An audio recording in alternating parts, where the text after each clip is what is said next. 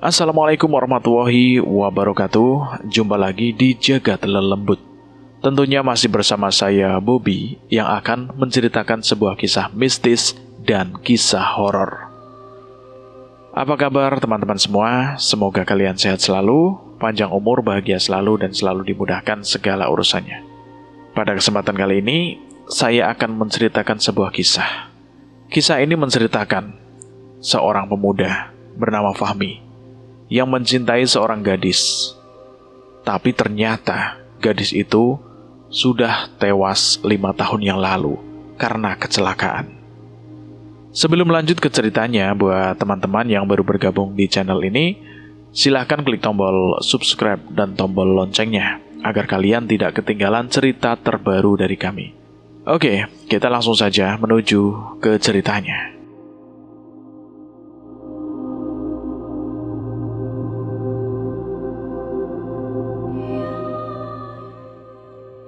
Hujan mengguyur deras di malam itu. Air mengguyur bumi tanpa ampun, membasahi segala yang ada di sekitarnya. Fahmi, pemuda berusia 27 tahun, yang baru saja keluar dari kantor, bergegas menuju halte bus terdekat. Jaketnya sudah tidak mampu lagi menahan air, membuat kaos di baliknya itu menempel di kulit. Dia mengumpat pelan sambil mempercepat langkahnya. Sesampainya di halte, matanya tertumpuk pada seorang gadis yang duduk sendirian di bangku kayu tua. Gadis itu menatap hujan dengan pandangan kosong. Rambutnya yang hitam basah menempel di pipinya yang pucat. Permen? Suara lembut itu memecah gemuruh hujan. Tangannya menawarkan sebutir permen terbungkus merah tanpa menoleh ke arah Fahmi. Fahmi sedikit tersentak. Tapi dia tersenyum kecil. "Makasih," jawabnya sambil mengambil permen itu dan duduk di samping gadis itu.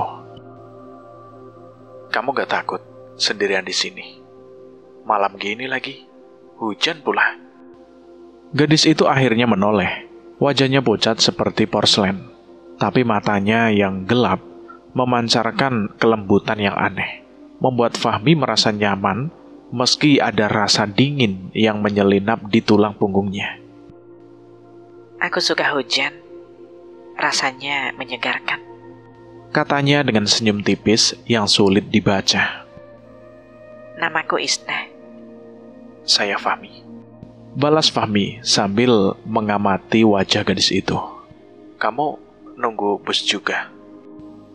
Isna mengangguk, tapi tatapannya kembali ke arah hujan yang terus mengguyur jalanan. "Bus terakhir katanya sih jam 11. Tapi entah kenapa, aku merasa malam ini bakal panjang."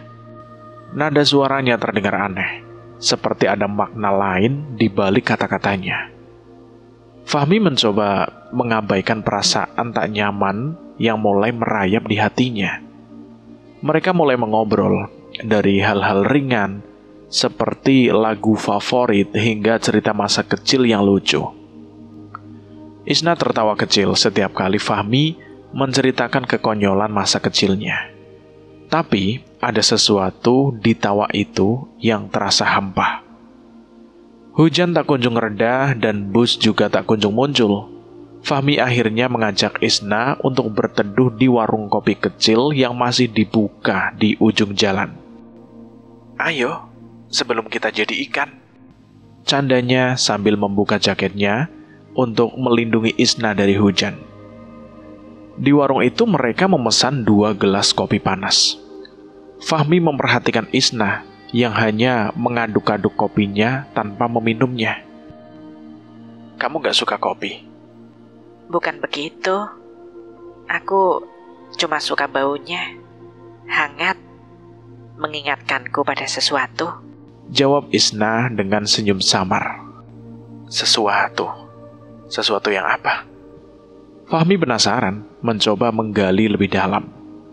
Isna hanya tersenyum, matanya seolah menyimpan rahasia yang tak bisa disentuh. "Ya, hal-hal lama," jawabnya singkat, sebelum mengalihkan pandangannya ke jendela yang berkabut. Malam itu mereka bertukar nomor telepon sebelum akhirnya berpisah. Fahmi merasa ada sesuatu yang aneh tentang Isna. Tapi pesonanya itu membuatnya ingin bertemu lagi.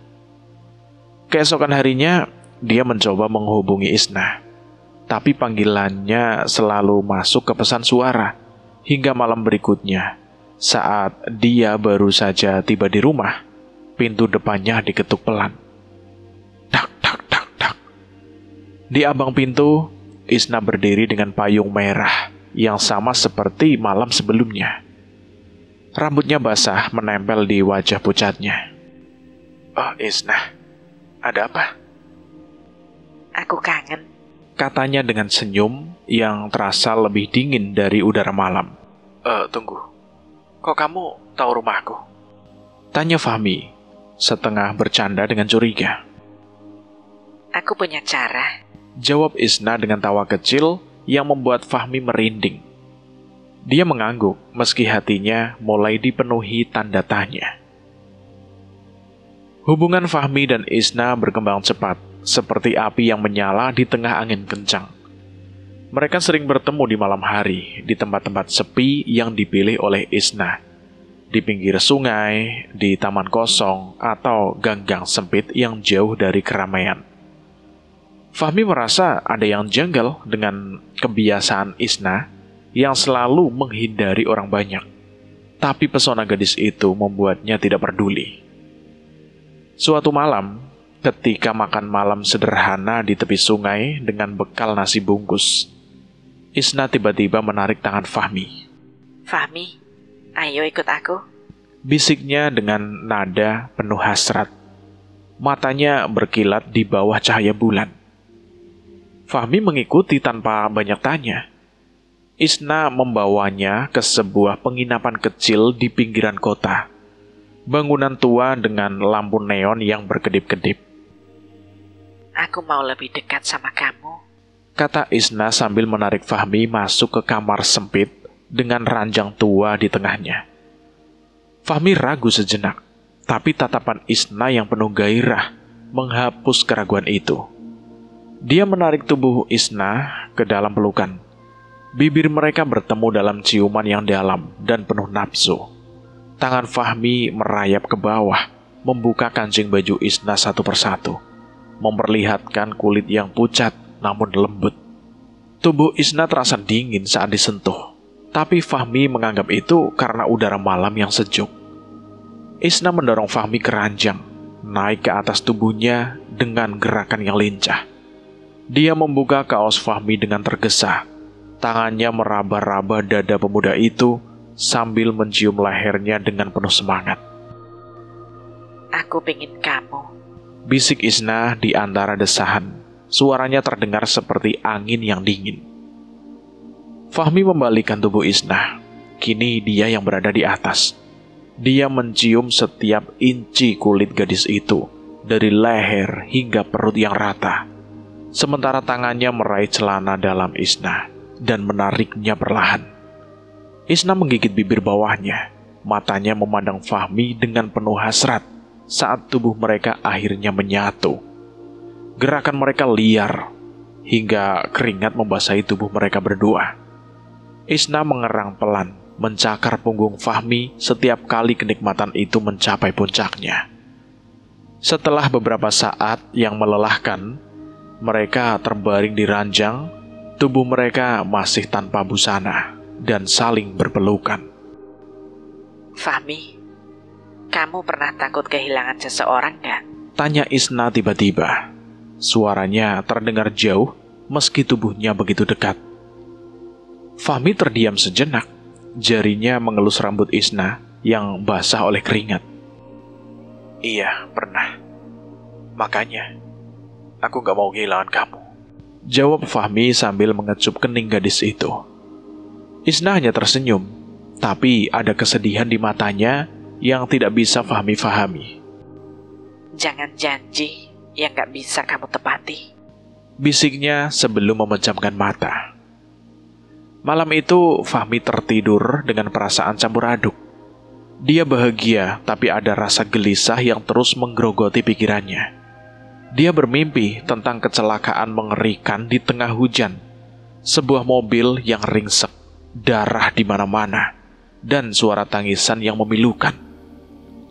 Saat dia terbangun, Isna sudah tidak ada di sampingnya. Hanya ada aroma kopi samar yang tertinggal di bantal, meski mereka tidak memesan kopi malam itu. Fahmi mulai merasa ada yang salah. Isna sering menghilang tanpa kabar, dan setiap kali muncul kembali, dia selalu membawa suasana yang berbeda, seperti ada kabut dingin yang mengikutinya. Fahmi mencoba mencari tahu lebih banyak tentang Isna, tapi gadis itu selalu mengelak saat ditanya soal masa lalunya. Suatu malam, Fahmi bertemu dengan Wulan, teman lamanya yang bekerja sebagai jurnalis lokal. Mereka ngobrol di sebuah kafe, dan Fahmi tanpa sengaja menyebut nama Isna. Wulan tiba-tiba terdiam, wajahnya memucat seperti melihat hantu. Fahmi, Isna yang kamu maksud siapa sih sebenarnya? Tanya Wulan dengan nada serius. Tangannya gemetar memegang cangkir kopi. Pacarku lah. Kenapa emangnya?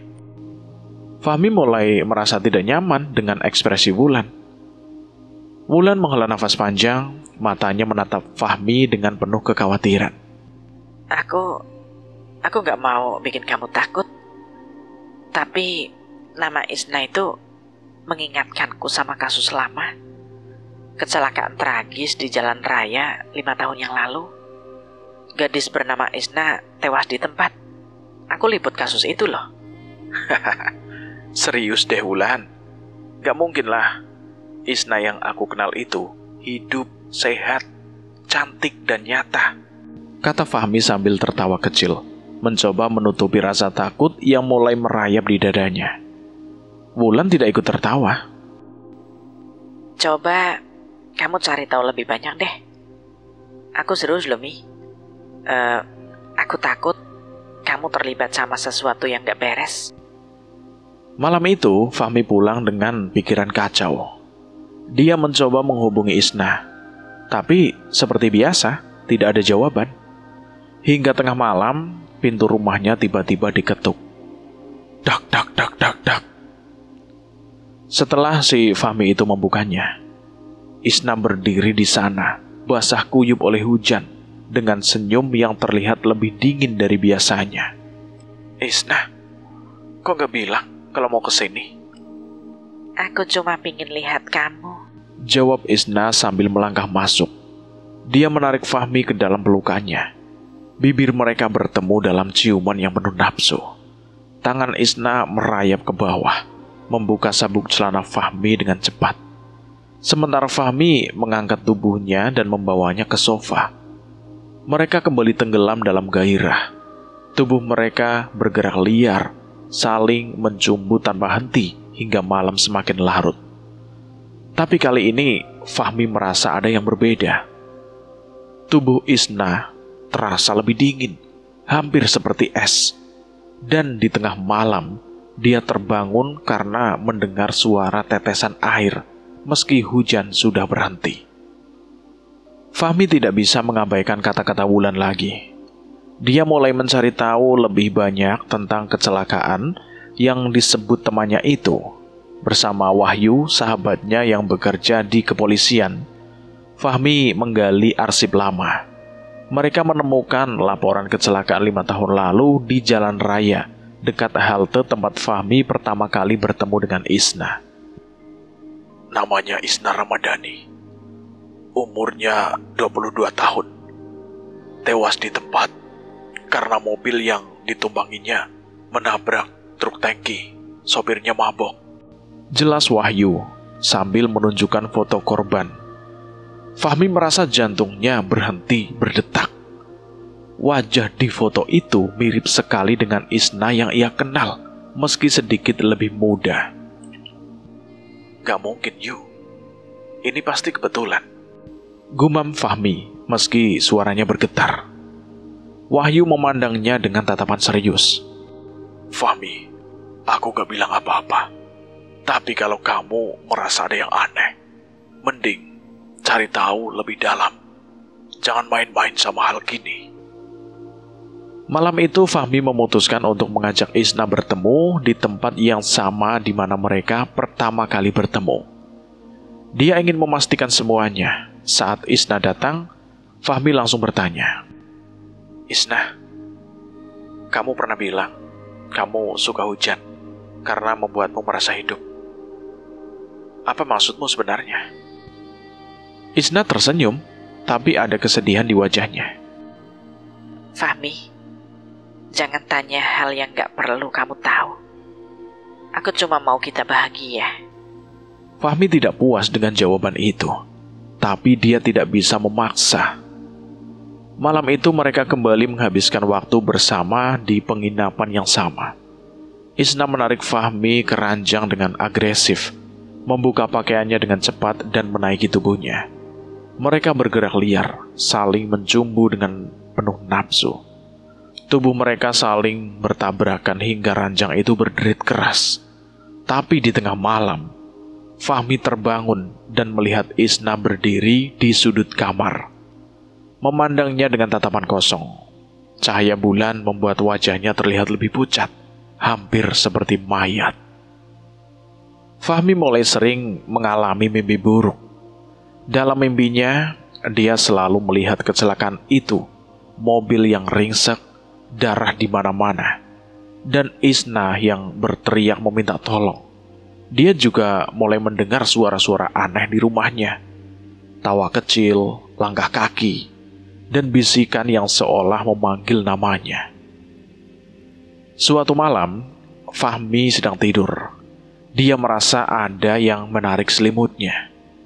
Dia terbangun dan melihat Isna duduk di ujung ranjang, memandangnya dengan mata yang gelap. Fahmi, kamu takut sama aku? Tanya Isna dengan suara yang terdengar seperti angin. Fahmi terdiam, jantungnya berdegup kencang. Enggak. Aku cuma kaget. Kamu kok nggak bilang kamu mau kesini? Aku selalu di sini, Fahmi. Aku gak pernah ninggalin kamu. Jawab Isna dengan senyum yang membuat bulu kuduk Fahmi berdiri. Malam itu, Fahmi tidak bisa tidur lagi. Dia mulai mencari cara untuk menghentikan semua ini. Tapi dia juga tidak bisa menyangkal bahwa dia masih mencintai Isna atau apapun yang telah terjadi pada Isna. Fahmi mulai kehilangan pegangan. Setiap malam, mimpi buruk itu datang lebih nyata. Dia bisa mencium bau darah, mendengar jeritan Isna, dan merasakan dinginnya aspal basah di bawah hujan. Rumahnya kini terasa seperti sarang horor. Pintu berderi tanpa sebab. Cermin di kamar mandi berembun dengan sendirinya. Dan aroma kopi yang samar selalu muncul meski dia tidak pernah menyeduhnya. Tapi yang paling mengerikan adalah kehadiran Isna yang kian sering tanpa diundang. Malam itu, Fahmi baru saja pulang dari kantor. Lelah dan penuh pertanyaan. Dia membuka pintu rumahnya, dan Isna sudah ada di sana. Duduk di sofa dengan kaki yang bersilang. Gaun merahnya yang basah menempel di tubuhnya, memperlihatkan lekuk tubuhnya yang pucat. Aku menunggu kamu, Fahmi. Katanya dengan nada lembut namun penuh tekanan. Fahmi menelan ludah mencoba menjaga ketenangannya. Isna, kita harus ngomong serius. Aku butuh jawaban. Isna bangkit melangkah perlahan ke arahnya. Tubuhnya terasa dingin, lebih dingin dari sebelumnya saat tangannya menyentuh pipi Fahmi. Jawaban apa yang kamu mau, sayang? Aku kan udah kasih semua yang kamu butuhin. Bisiknya sambil menempelkan tubuhnya ke dada Fahmi. Fahmi merasa tubuhnya panas. Meski hatinya dipenuhi ketakutan, Isna menariknya ke arah kamar. Tangannya dengan cepat membuka kancing baju Fahmi. Jangan mikir yang enggak-enggak. Bisik Isna sambil mendorong Fahmi ke ranjang. Dia menaiki tubuh Fahmi. Bibirnya mencium leher pemuda itu dengan penuh nafsu. Sementara tangannya meraba ke bawah, membuka celana Fahmi dengan gerakan terampil. Fahmi mencoba melawan, tapi hasratnya terlalu kuat. Dia menarik gaun Isna hingga terlepas, memperlihatkan tubuh telanjang gadis itu yang pucat namun menggoda. Mereka seperti biasa, bergerak liar, tubuh mereka saling bertabrakan dalam ritme yang penuh gairah. Isna mengerang keras, mencakar punggung Fahmi dengan kuku-kukunya yang dingin. Sementara Fahmi tenggelam dalam kenikmatan yang bercampur rasa takut. Mereka mencapai puncak beberapa kali. Tubuh mereka basah oleh keringat meski udara malam terasa membeku. Setelah selesai, Isna berbaring di samping Fahmi. Jarinya menggambar lingkaran di dada pemuda itu. Kamu gak bakal ninggalin aku kan? Tanyanya dengan nada yang terdengar seperti ancaman. Fahmi tidak menjawab. Dia hanya menatap langit-langit, mencoba mengatur nafasnya yang masih tersengal. Di sudut matanya, dia melihat bayangan gelap di sudut kamar, bentuk yang samar, tapi jelas bukan manusia. Bayangan itu seolah memandang mereka, membuat bulu kuduk Fahmi berdiri. Fahmi tak bisa lagi menutup mata. Dia harus tahu kebenaran, meski itu berarti menghadapi hal yang terburuk.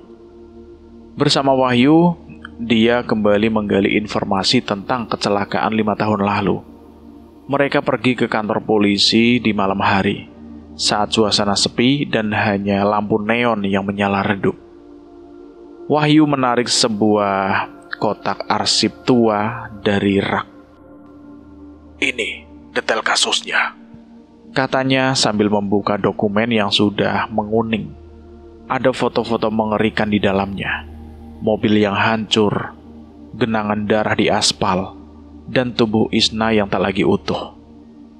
Fahmi merasa perutnya mual, tapi dia memaksa diri untuk membaca laporan itu. Isna Ramadhani, mahasiswi semester akhir. Malam itu dia pulang dari acara kampus. Sopirnya mabok, ngebut di tengah hujan. Truk tangki yang mereka tabrak meledak. Tapi entah kenapa, tubuh Isna ditemukan utuh, cuma penuh luka. Ada rumor aneh, Mi. Katanya, mayat Isna sampai hilang dari kamar mayat sebelum pemakaman. Jelas Wahyu dengan nada datar. Hilang? Maksudnya apa? Gak ada yang tahu pasti, Mi. Ada yang bilang keluarganya bawa pulang diam-diam. Ada juga yang bilang hal lain. Makanya kasus ini bikin orang takut. Malam itu Fahmi pulang dengan pikiran kacau. Dia mencoba menghubungi Isna, tapi seperti biasa, tidak ada jawaban. Saat dia membuka pintu rumahnya, aroma kopi langsung menyergap hidungnya. Isna berdiri di dapur, memegang cangkir kosong dengan tatapan yang kosong pula. Kamu dari mana, Fahmi? Tanya Isna, nadanya dingin seperti es. Fahmi tidak menjawab. Dia hanya menatap Isna, mencoba mencari jawaban di wajah pucat itu. Tiba-tiba, Isna menjatuhkan cangkir itu.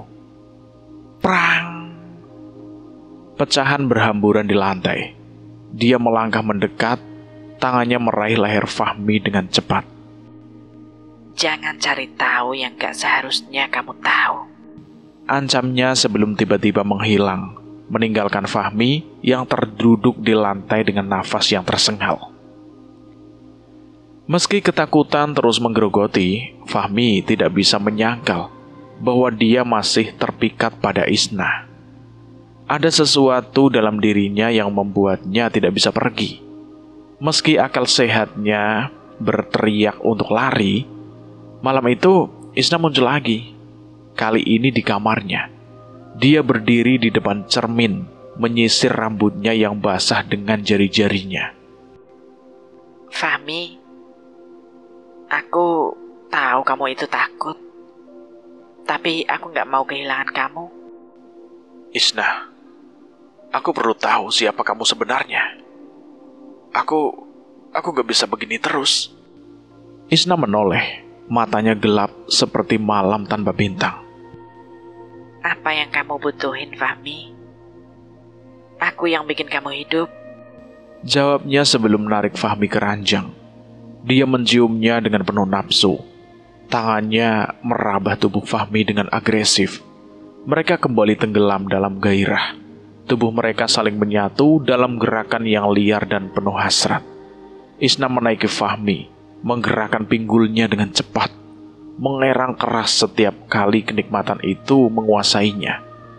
Fahmi mencengkram pinggang Isna, mencumbu tubuh itu dengan penuh semangat, meski dinginnya terasa hingga ke tulang.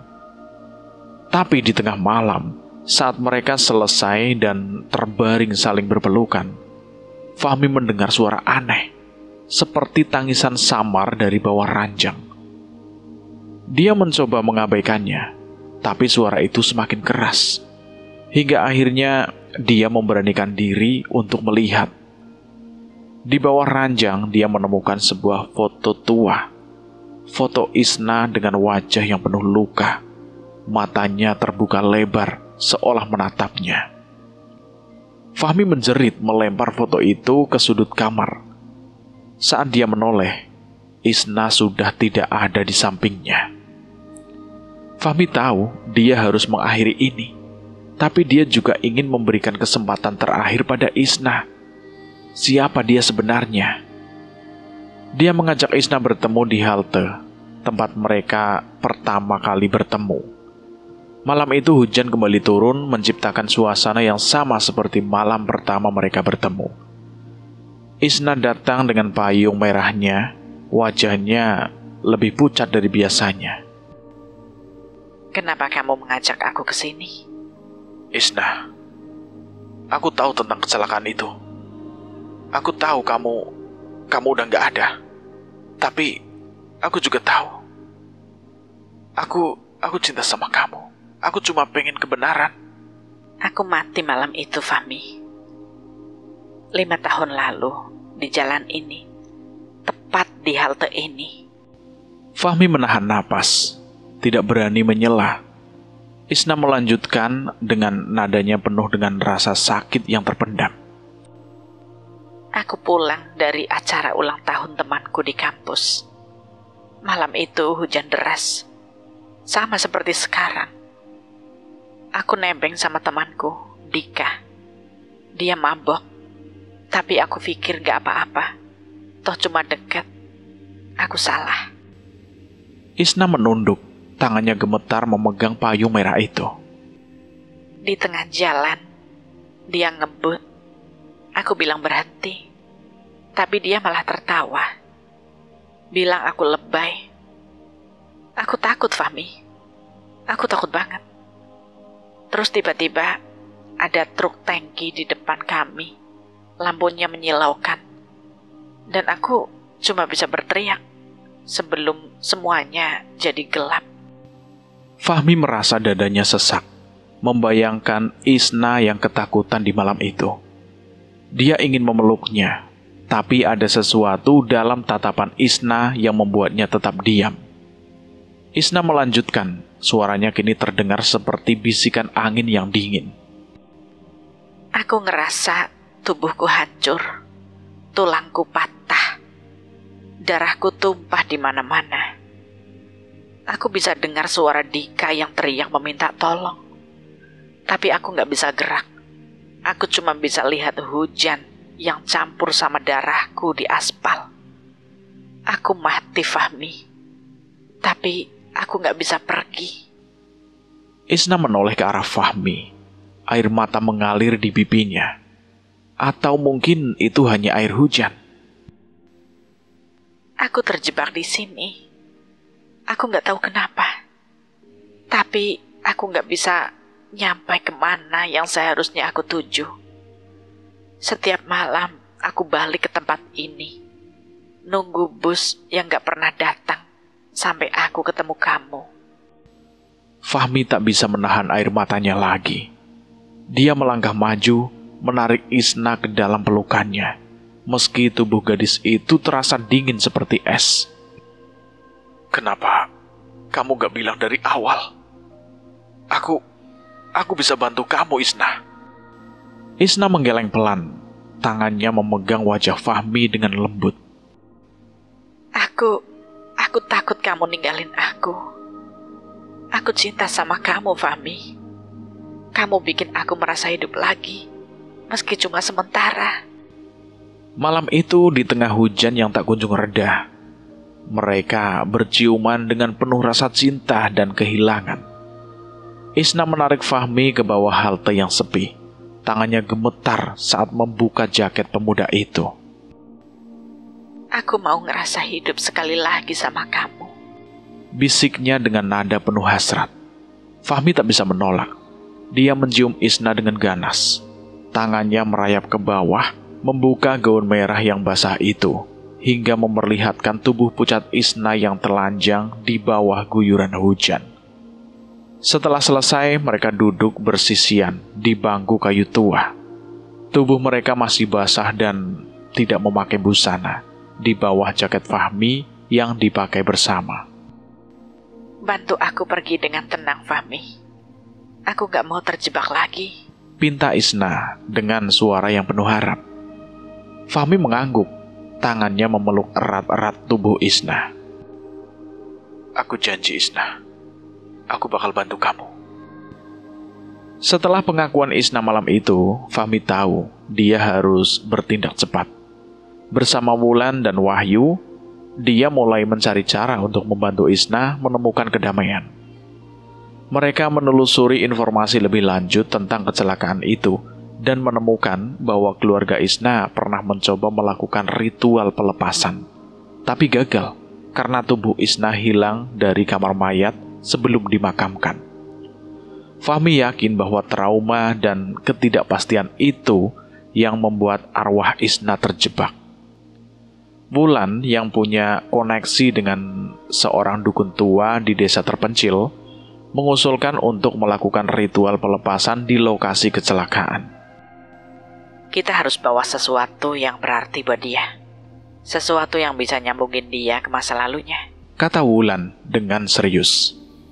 Fahmi teringat payung merah yang selalu ia bawa. Payung itu, aku rasa itu penting buat dia, katanya sambil menunjukkan payung yang ditemukan di halte setelah malam terakhir mereka bersama. Malam itu, di bawah langit yang kembali diguyur hujan, mereka bertiga pergi ke lokasi kecelakaan di jalan raya dekat halte.